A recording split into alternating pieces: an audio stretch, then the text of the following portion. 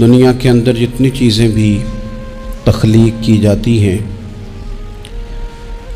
ان چیزوں کو استعمال کرنے کے کچھ اصول اور کچھ قاعدے، کچھ ضابطے ہوتے ہیں۔ کوئی بھی مشین اگر اپنے ضابطوں اور اپنے اصولوں کے مطابق استعمال نہ کی جائے تو اس میں بگاڑ پیدا ہو جاتا ہے۔ یہ کائنات اللہ رب العزت نے تخلیق فرمائی ہے۔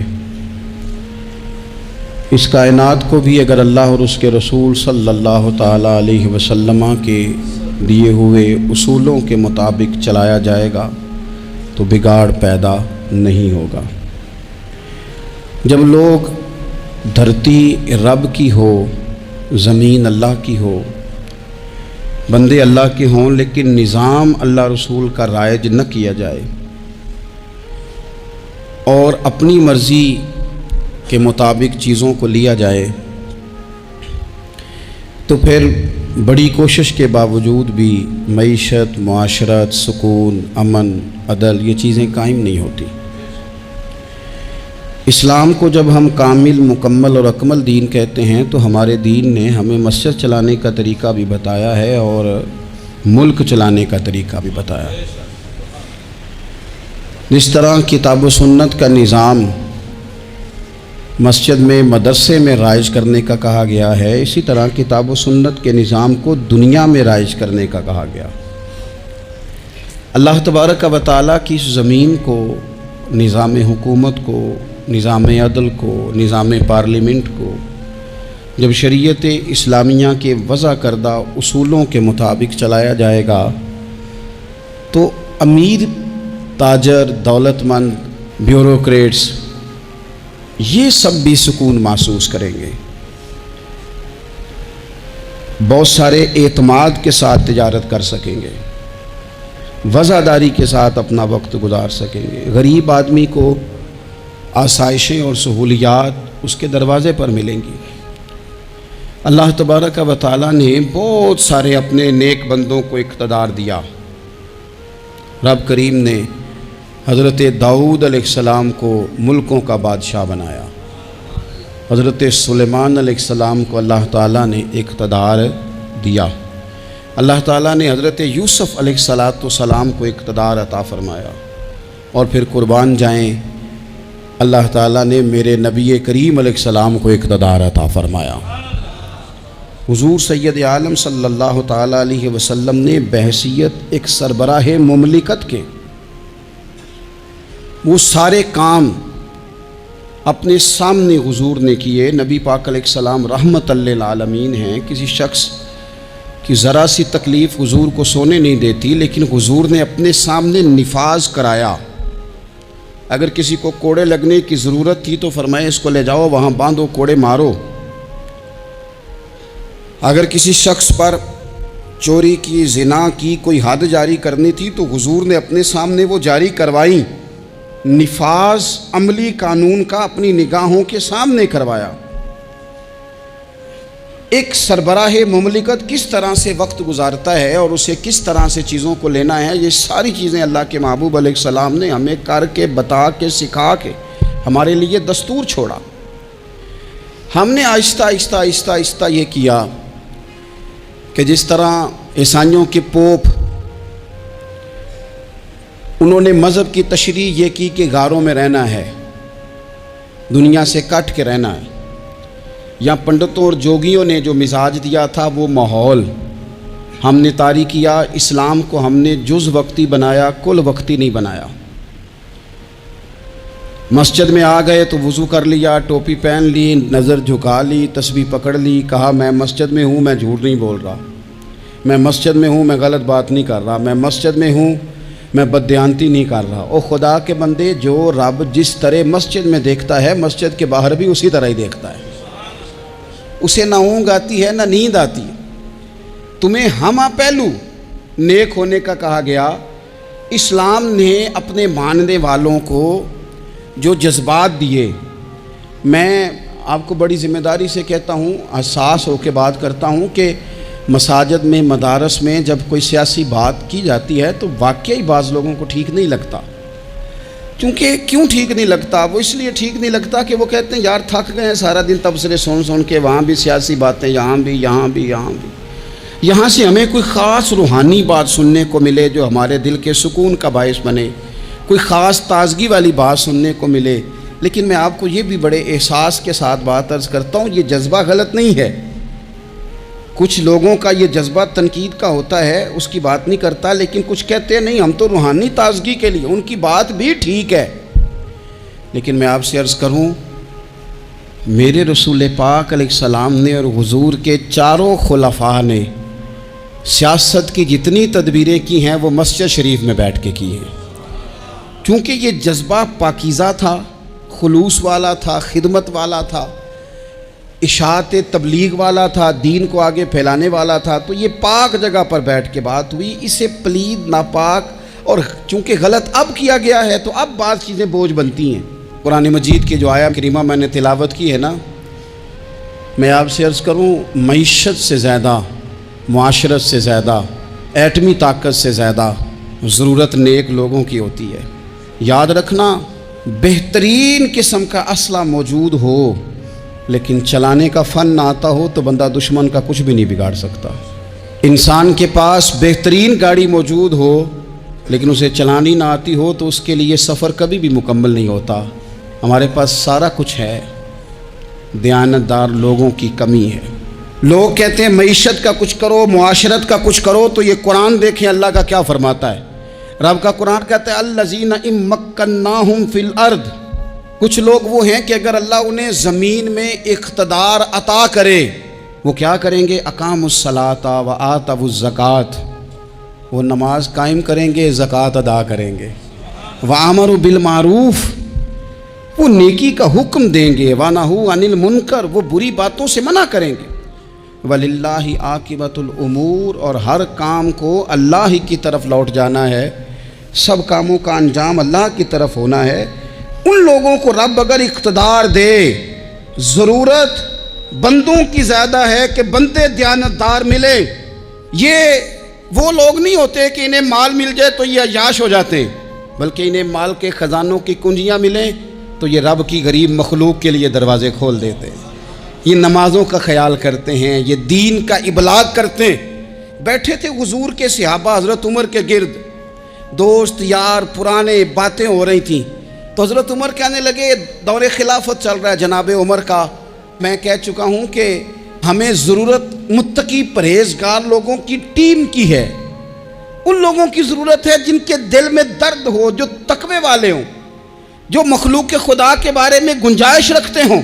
حضرت عمر کے گرد دوست آپ بیٹھے ہیں، تو حضرت عمر کہنے لگے چلو اپنی اپنی کوئی خواہش ہی بتاؤ۔ تو چونکہ حالات بڑے خراب تھے، قحط کا دور تھا، بعض جگہوں پہ غریبوں کو بڑی مشکل تھی، تو سب لوگوں نے صدقات اور خیرات کی ہی بات کی۔ ایک صاحب کہنے لگے میرا دل کرتا ہے کہ زمین غلے اور اناج سے بھر جائے ساری اور میں اللہ کی مخلوق میں بانٹ دوں۔ تو دوسرے نے کہا میرا دل کرتا ہے سونے چاندی سے زمین بھرے اور میں رب کی مخلوق پر تقسیم کر دوں۔ ایک تیسرے صحابی بھی فرمانے لگے میرا دل کرتا ہے سونے چاندی سے نہیں، ہیرے جواہرات سے یہ زمین بھرے اور میں اللہ کی مخلوق میں بانٹ دوں۔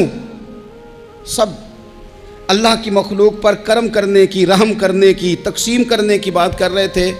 تو پھر بول کے کہنے لگے عمر آپ بھی تو بتائیں نا، آپ کی بھی تو کوئی خواہش ہوگی نا۔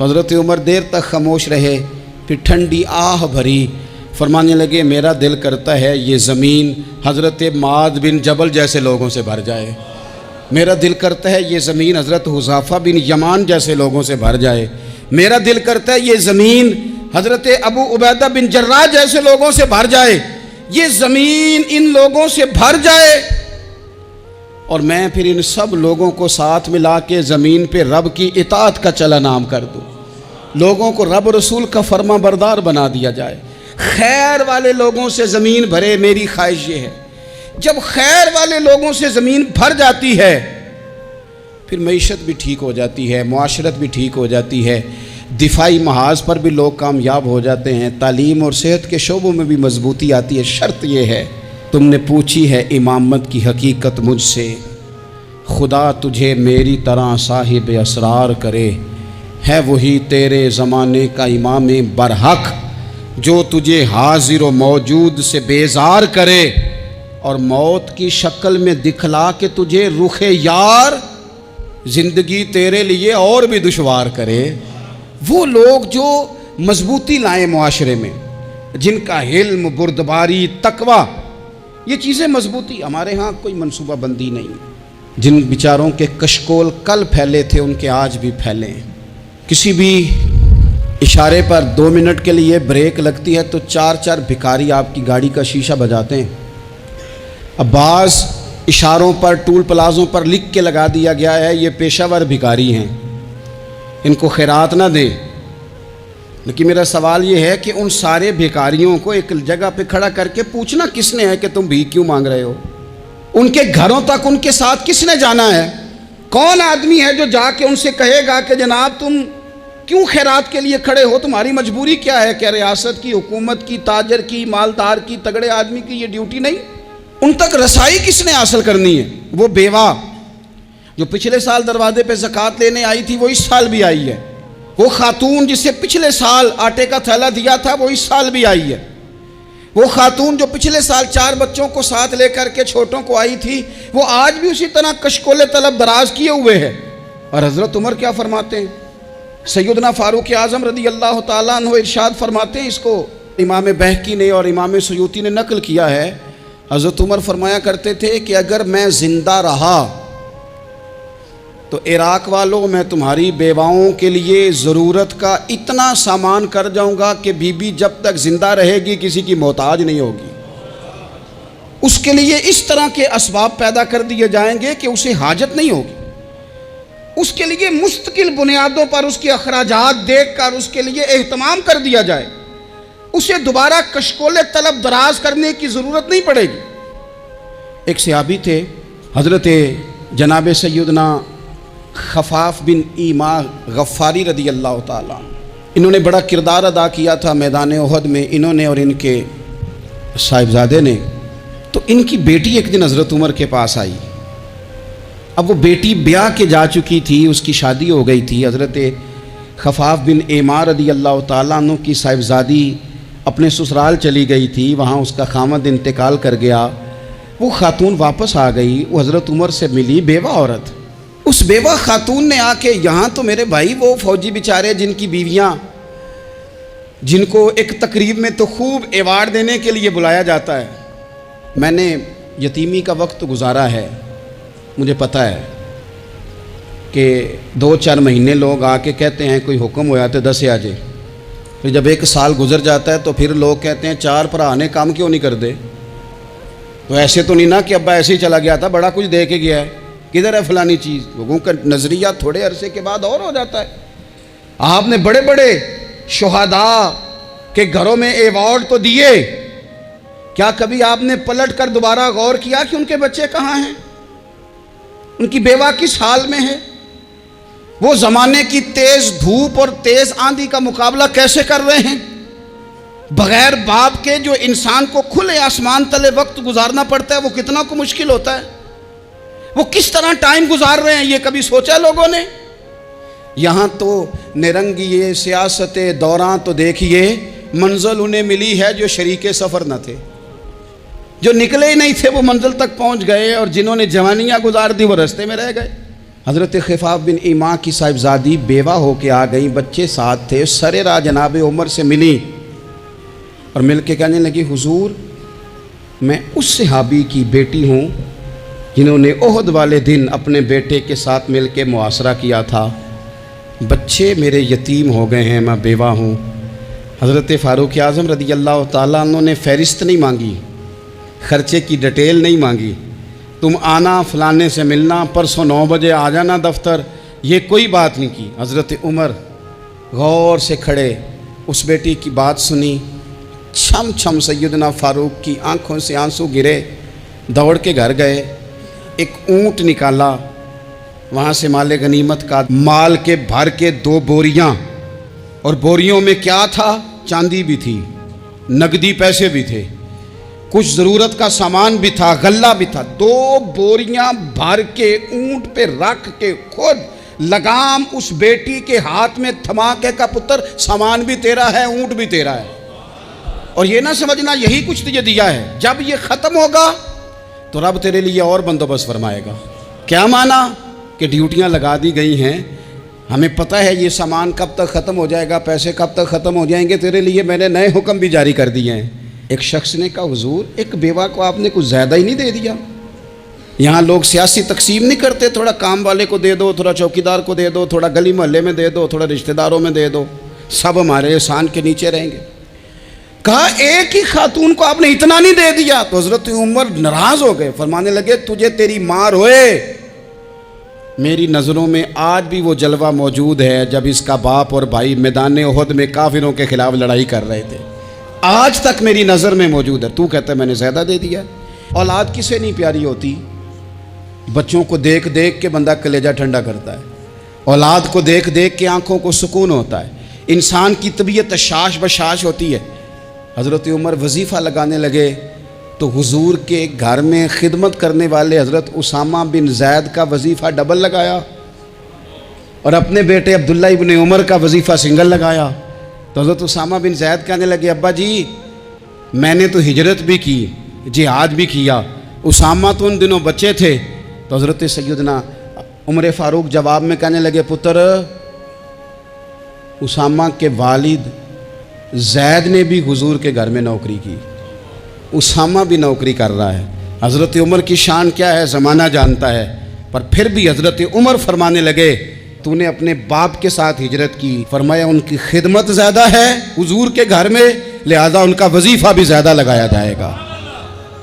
ہمارے ہاں ہم نہ میرٹ کرنا چاہتے ہیں پر دوسروں کے لیے، اپنے اوپر کسی میرٹ کو ہم قابل قبول بالکل نہیں۔ یعنی میں سودا خالص لینا چاہتا ہوں دکان سے، تو آپ بتائیں آپ جو سودا بیچتے ہیں وہ خالص ہی بیچتے ہیں؟ آپ کو تو خالص چاہیے لیکن آپ بھی تو کچھ نہ کچھ بیچتے ہیں، آپ کا خالص ہے، اگر آپ خالص بیچ رہے ہیں تو انشاءاللہ ملے گا بھی خالص۔ چادریں آئی تھیں مال غنیمت میں، ڈھیر ساری چادریں، ڈھیر ساری۔ حضرت عمر نے صحابہ کرام علیہم رضوان کی ازواج پر، صحابیات پر وہ چادریں تقسیم کر دیں۔ ایک چادر بڑی خوبصورت نکلی اندر سے، تو سب کہنے لگے حضور یہ نا خاتون اول کے لیے سوٹ کرے گی، آپ کی اہلیہ کے لیے سوٹ کرے گی، کبھی آپ گھر لے جائیں نا، یہ سب سے بہتر ہے۔ تو یہ حضرت عمر کی بالغ نظری ہے، وہ کیا بندہ ہوا جس کی ہر جگہ نظر ہی نہ ہو۔ حضرت سیدنا عمر فاروق رضی اللہ تعالیٰ عنہ کہا جناب یہ چادر بڑی حسین ہے، آپ کے گھر والوں پہ جچے گی۔ تو حضرت عمر فرمانے لگے نہیں، ایک صحابیہ ہیں حضرت ام سلیت رضی اللہ تعالیٰ عنہ، انہیں بلاؤ، یہ چادر انہیں دوں گا۔ حضور اس خاتون کو یہ چادر دینے کی وجہ بھی تو بیان کریں۔ تو حضرت عمر فرمانے لگے جب احد میں ڈھیر سارے لوگ زخمی ہو گئے تھے اور بھگدڑ مچ گئی تھی اور حالات خراب ہو گئے تھے، تو فرمایا میں نے اپنی آنکھوں سے دیکھا کہ اس ایمرجنسی کی حالت میں بھی جناب ام سلیت مشکیزہ پکڑ پکڑ کے زخمیوں کو پانی پلا رہی تھی۔ اس خاتون کی خدمات ہیں امت کے لیے، اس نے ڈیوٹی کی ہے صحابہ کے لیے، لہٰذا اس عورت کا زیادہ حق بنتا ہے کہ اس کو یہ اعزاز دیا جائے۔ میرٹ کی بنیاد پر تقسیم ہوگی، رشتہ داری کی بنیاد پر، تعلق کی بنیاد پر نہیں ہوگی۔ اس کا حق زیادہ بنتا ہے، اس کا درجہ زیادہ بنتا ہے، خدمات زیادہ ہیں، اس نے اپنی ڈیوٹی زیادہ اچھے طریقے سے سر انجام دی ہے۔ جب تک چیزیں آپ وسعت قلبی نہیں لاتے اپنی طبیعت میں، جب تک آپ گنجائش زیادہ پیدا نہیں کرتے، اتنی دیر تک حالات اس طرح کے نہیں ہوتے۔ پھر ایک اور مصیبت بن گئی ہے، وہ مصیبت ہے لیول کی۔ یہ کام میرے لیول کا نہیں، جب آپ اپنے لیول سے نیچے اتریں گے، پروٹوکول سے ذرا نیچے اتریں گے اور چھوٹی چھوٹی باتوں پر خود توجہ دیں گے، چھوٹی چھوٹی چیزوں پر۔ حضرت عمر جمعہ پڑھا رہے تھے، ایک صحابی دیر سے آئے۔ اب یہ نماز کا پوچھنا، جمعے کا پوچھنا، مطلب حکمران صاحب تو اوپر لیول کے ہیں، وہ تو پوچھیں گے کہ جناب میرے ساتھ تو آپ قومی سطح کا بندہ بٹھائیں، یہ والی باتیں۔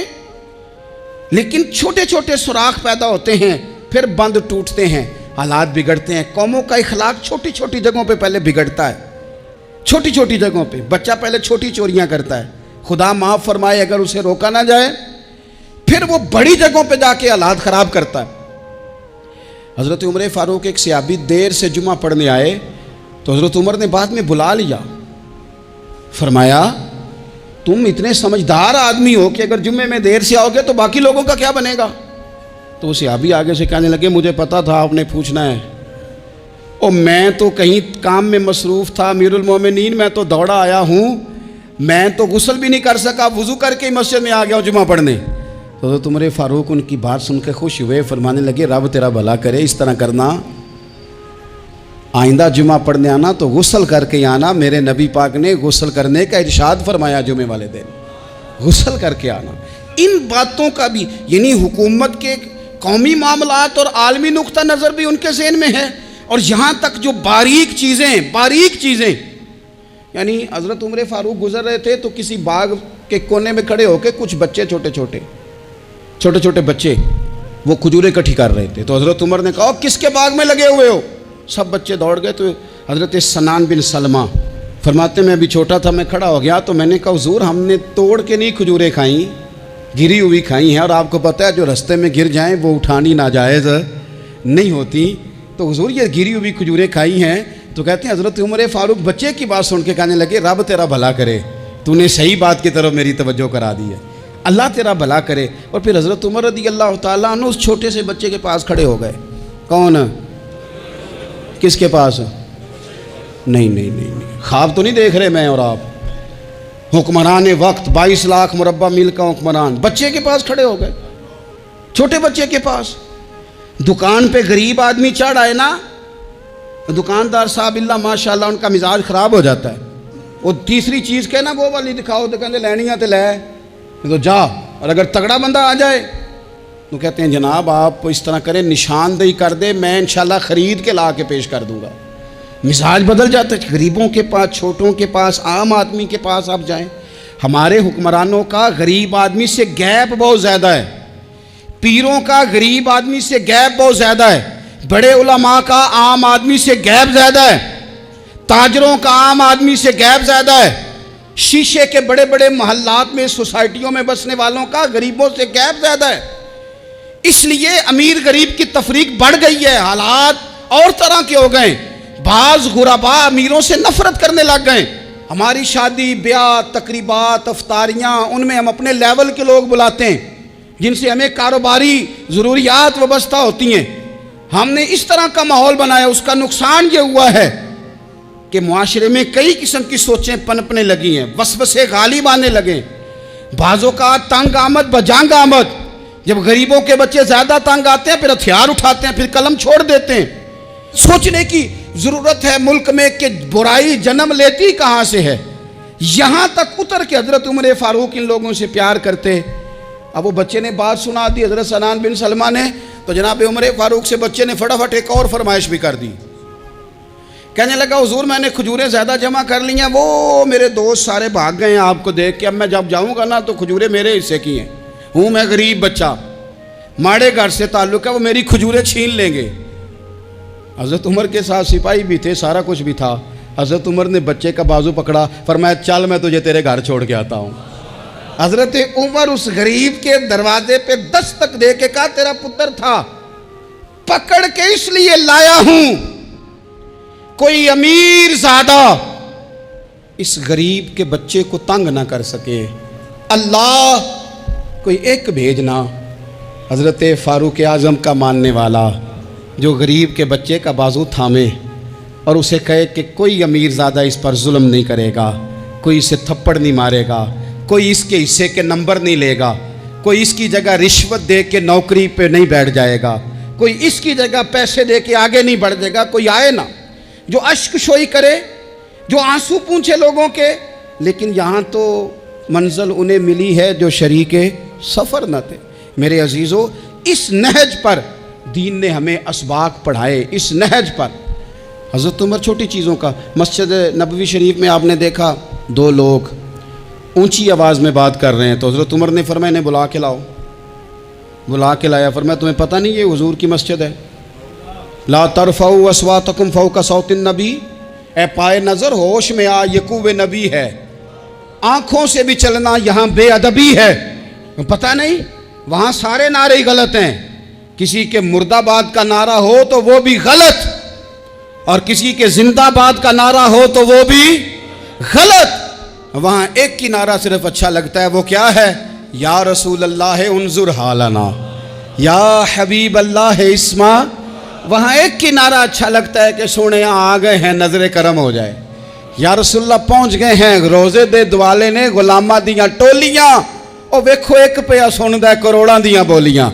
وہاں یہی نعرہ اچھا لگتا ہے، لب واہ ہیں، آنکھیں بند ہیں، پھیلی ہیں جھولیاں، کتنی مزے کی بھیک تیرے پاک در کی ہے۔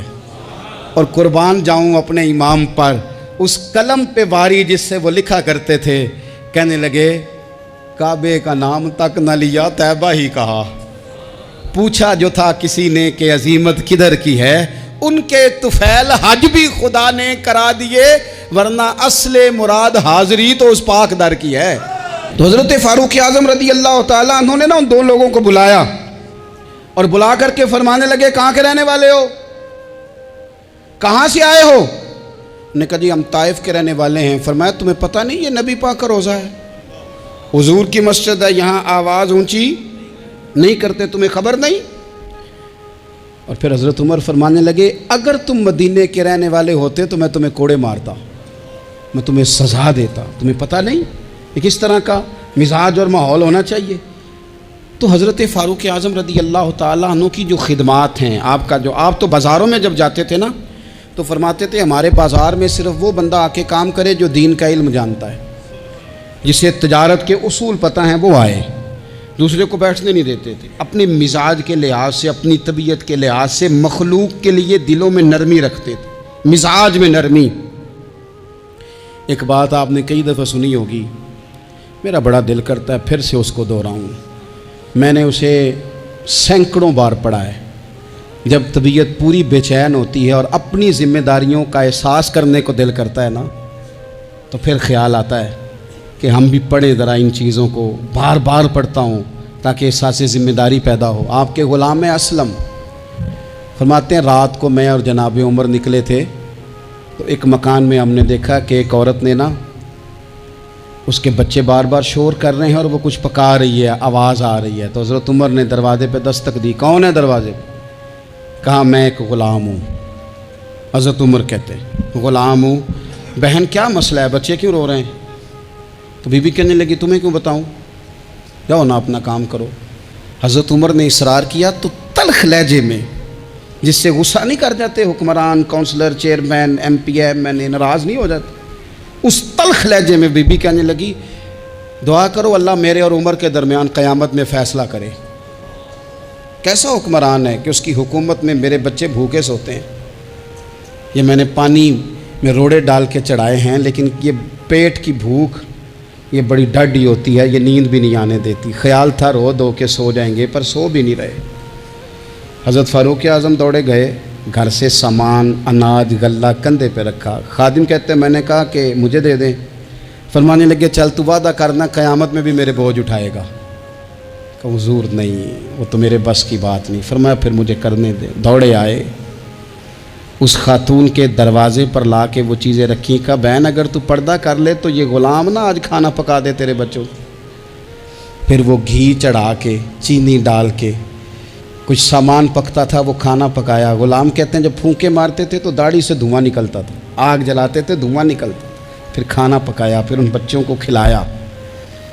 پھر حضرت عمر فاروق رضی اللہ تعالیٰ عنہ نا تھوڑے پیچھے بیٹھ گئے تو بچوں کے ساتھ اس طرح کی باتیں کرنے لگے کہ وہ ہنس پڑیں۔ جناب اسلم کہتے ہیں بچے اس بیوہ کے ہنستے تھے، بچے ہنستے تھے اور عمر روتے تھے۔ جب وہ ہنستے تھے تو فاروق روتے تھے۔ پھر وہ بچے آہستہ آہستہ لیٹنے لگے اور جب وہ سونے کی طرف بڑھنے لگے تو حضرت عمر کہنے لگے بہن میں جاؤں؟ کہنے لگی رب تیرا بھلا کرے، میرا کلیجہ پھٹ جاتا اگر میرے بچوں کو آج شام بھی روٹی نہ ملتی۔ تو سیدنا فاروق اعظم رضی اللہ تعالیٰ عنہ کہنے لگے پھر تو میرے لیے دعا کرے گی؟ کہنے لگی میں دعا کرتی ہوں اللہ عمر کی جگہ تیرے جیسا کو نیک آدمی بٹھا دے۔ تو حضرت عمر کہنے لگے ایک چھوٹی سی گزارش بھی مان لو گی؟ کہا کیا؟ فرمانے لگے کوئی یہ میری خدمت اگر پسند آئی ہے تو عمر کو معاف نہیں کر دیتی؟ غلطی ہو گئی، اسے پتہ نہیں تھا۔ اپنے منہ سے کہنے لگے کہنے لگے سیانا بھی نہیں، باشعور بھی نہیں، اسے چاہیے تھا خلافت کی ذمہ داریاں نہ لیتا، لیکن حضرت صدیق نے کہا تو وہ مان گیا، لیکن بہن میں اسے جانتا ہوں، بزدل بڑا ہے، کمزور بڑا ہے، ضعیف بڑا ہے، اگر تو قیامت میں اس کی شکایت لگائے گی تو بڑا کمزور پڑ جائے گا، اس کے لیے مشکل ہو جائے گا۔ تو کہنے لگی اچھا اگر تو اتنی سفارش کرتا ہے تو جا، میں نے عمر کو معاف کیا۔ حضرت فاروق اعظم نے چہرے سے کپڑا ہٹایا تو بی بی کہنے لگی اوہو آپ عمر ہیں؟ تو آپ فرمانے لگے میں جو بھی ہوں تو وعدہ کر چکی ہے کہ تو نے عمر کو معاف کیا۔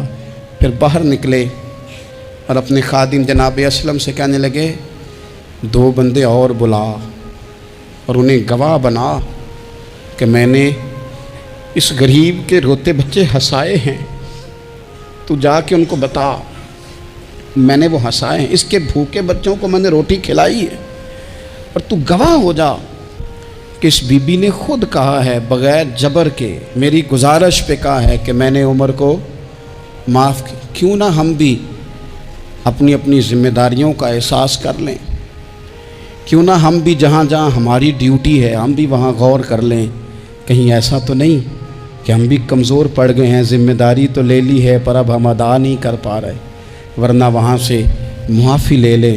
اللہ تعالیٰ سیدنا فاروق اعظم کا فیضان عطا کرے۔ آخر دعوایا ان الحمدللہ۔